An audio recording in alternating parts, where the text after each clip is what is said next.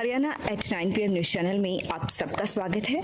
आइए आपको कराते हैं खबर। फिर चला डीटीपी का बुलडोजर। गांव खेड़ी मनाजात की राजस्व भूमि पर अवैध बनी 8 डीपीसी व डीलर ऑफिस को भी किया ध्वस्त। जिला नगर योजना का डीटीपी अजमेर सिंह ने बताया कि जिले में पनप रही अवैध कॉलोनियों निर्माण को प्रारंभिक चरण में ही ध्वस्त करने के लिए उपायुक्त डॉक्टर सुशील सारवान के निर्देश अनुसार प्रशासन द्वारा सख्त अभियान चलाया जा रहा है।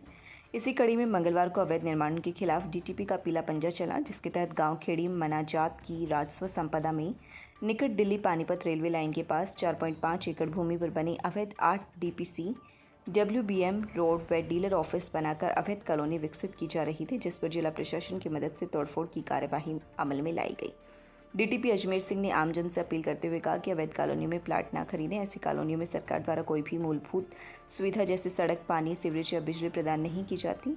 इससे आपकी मेहनत की कमाई जोखिम में पड़ सकती है। उन्होंने कहा कि प्लाट खरीदने से पूर्व यह सुनिश्चित करें कि संबंधित कॉलोनी नियम अनुसार स्वीकृत है अथवा नहीं। गांव मटिंडू के पैरा ताइक्वांडो खिलाड़ी अमित कुमार का चयन 10वीं एशियाई पैरा ताइक्वांडो चैंपियनशिप के लिए भारतीय टीम में हुआ है।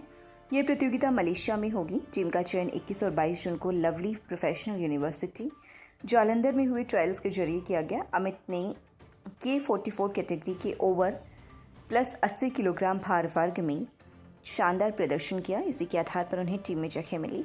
अमित इस समय पंचकुला के जिला एवं खेल युवा कार्यक्रम विभाग के ताइक्वांडो प्रशिक्षण केंद्र में अभ्यास कर रही हैं। वे कोच हरजिंदर सिंह की देखरेख में नियमित प्रशिक्षण ले रही हैं। उनका चयन राज्य ही नहीं, देश के लिए भी गर्व की बात है।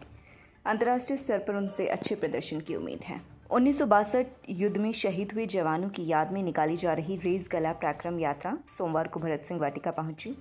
यात्रा का नेतृत्व कैप्टन रामचंद्र यादव कर रहे हैं। आयोजन शहीद सेवा दल फाउंडेशन ने किया। यहाँ विधायक पवन खरकुंदा ने यात्रा में शामिल सदस्यों के खाने पीने और ठहरने की व्यवस्था करवाई। इसके बाद शहीद परिवारों को सम्मानित किया गया।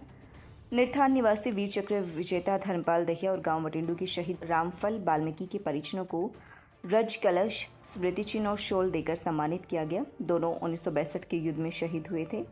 यह यात्रा 17 जून को जोधपुर से शुरू हुई थी। यात्रा का उद्देश्य रेस गला में 1962 के शहीदों को श्रद्धांजलि देना है। सोनीपत में 30 जून तक भारी बारिश का अंदेशा। उपायुक्त सुशील सारवान ने जानकारी देते हुए बताया कि मौसम विभाग की ओर से जारी की गई मौसम विभाग के आंकड़ों के आधार पर सोनीपत में 30 जून तक बिजली गर्जन के साथ साथ भारी बारिश की आशंका है। उन्होंने बताया कि कृषि मौसम विभाग के द्वारा हरियाणा में एडवाइजरी जारी करते हुए बताया गया कि भारी बारिश के कारण फसलों को नुकसान हो सकते हैं, जिनसे बचने के लिए किसानों को सलाह दी गई है कि वो कपास को नुकसान से बचाने के लिए स्थिर पानी को तुरंत हटा दें। उन्होंने बताया कि कपास अपनी प्रारंभिक वृद्धि अवस्था के दौरान जल ठहराव के प्रति अत्यधिक संवेदनशील होता है। इससे फसल को गंभीर नुकसान होता है। ऐसे ही गन्ना, चावल, खरीफ, मक्का, खीरा व अन्य फसलों पर सिंचाई उर्वरक रासायनिक छिड़काव न करें।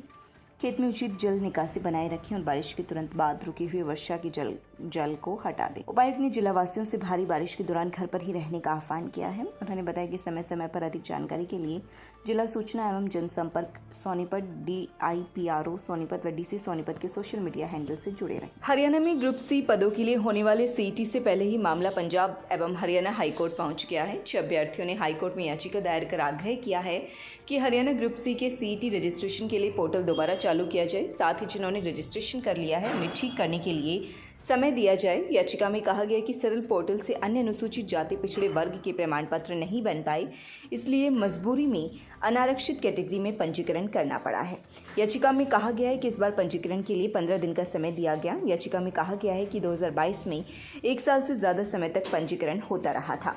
हाईकोर्ट में रखी ये मांग। एक ही शिफ्ट में एग्जाम की मांग। याचिकाकर्ता शीतल निशा नैन्सी ने कहा कि वे अन्य अनुसूचित जाति व पिछड़ने वर्ग से संबंध रखती हैं।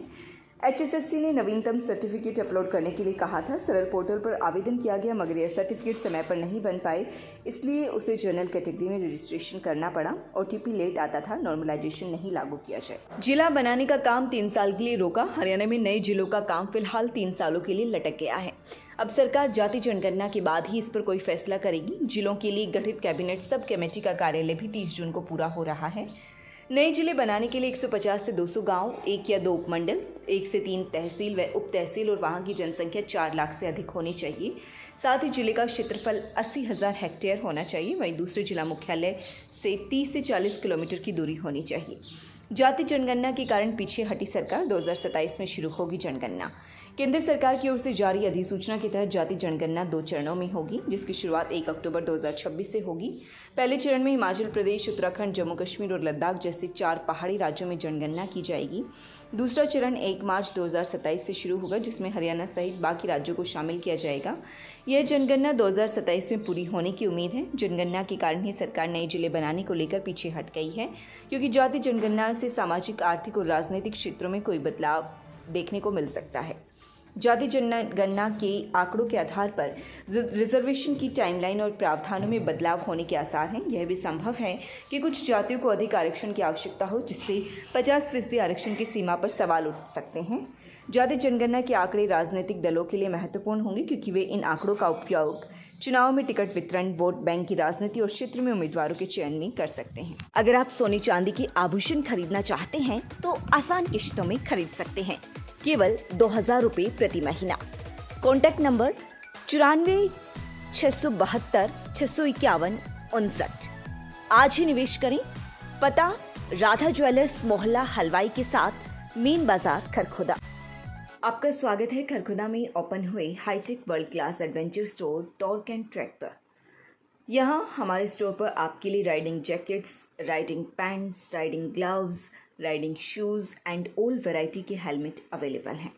एडवेंचर कैंपिंग सेशन, हर तरह की waterproof tents, 0 degree, -5 degree, 25 degree sleeping bags available, trekking shoes available, backpack available हैं। कॉन्टैक्ट करें 870 827 9095। खरखुदा में फिर आ गया शुद्ध देसी घी, देसी खांड और परंपरागत कोयले की भट्ठी पर बना शुद्ध घेवर व जलेबी। शुद्धता की मिसाल राकेश मलिक। आमदनी जाती है गौशाला को दान, अब तक 1 करोड़ से ज्यादा का दान। मर्ज सिटी अस्पताल हुआ अधिक हाईटेक, अब यहाँ आयुष्मान कार्ड से आंखों सहित सभी ऑपरेशन होंगे free. High tech modular operation theatre भी उपलब्ध, अब ज्यादा डॉक्टर आ गए। लगातार खबरों से बनी रहने के लिए चैनल को लाइक, सब्सक्राइब और शेयर जरूर करें। धन्यवाद।